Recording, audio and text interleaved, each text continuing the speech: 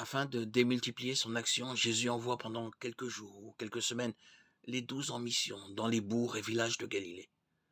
C'est ainsi qu'ils deviennent à proprement parler des apôtres, c'est-à-dire des messagers. Ils partent deux par deux, Philippe et Barthélemy, Thomas et Matthieu, Jacques, fils d'Alphée et Thaddée, selon les binômes énoncés par le premier évangile, avec pouvoir et instruction de guérir les malades, de purifier les lépreux, de chasser les esprits impurs en son nom. Certains grands rabbis faisaient de même avec leurs disciples, mais dans un esprit différent. Il s'agit ici de proclamer la proximité du royaume de Dieu, royaume qui est en rapport étroit avec la personne même de Jésus. Qui vous accueille m'accueille, et qui m'accueille accueille celui qui m'a envoyé. Conformément à la mission dont il se sent investi, Jésus écarte les pays étrangers ou éloignés de la foi juive. Ne prenez pas le chemin des nations païennes, leur recommande-t-il. N'entrez pas dans les villages samaritains. Allez vers les brebis perdues de la maison d'Israël. Pour cette mission, les disciples doivent se placer dans la dépendance totale de Dieu et expérimenter le dépouillement absolu requis par les béatitudes. Renoncez à l'équipement habituel des voyageurs. Ne vous procurez ni or, ni argent, ni menu monnaie pour vos ceintures. Les ceintures des voyageurs juifs comportaient un repli servant de bourse. N'emportez ni besace, ni sandales, ni bâton pour la route. Une seule tunique suffira. C'est ce qui ressort de l'évangile de Matthieu.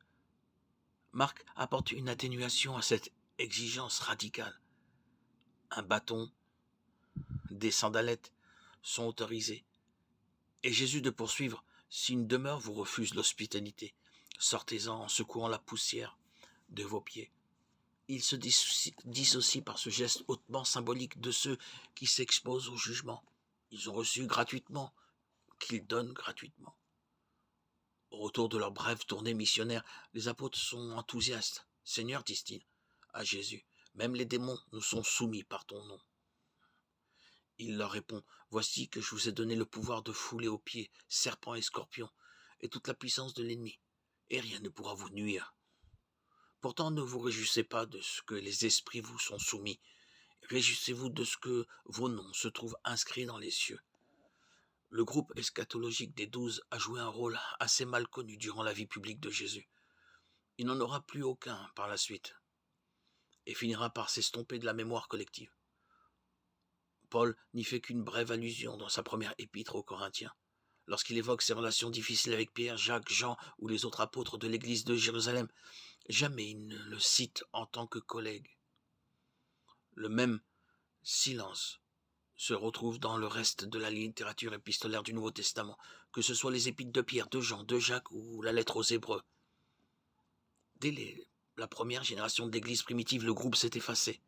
C'est si vrai qu'après la mort de Jacques, fils de Zébédée, martyrisé par Hérode Agrippa Ier en 44, personne ne songea à le compléter, comme on l'avait fait 11 ans auparavant après la défection de Judas Iscariote.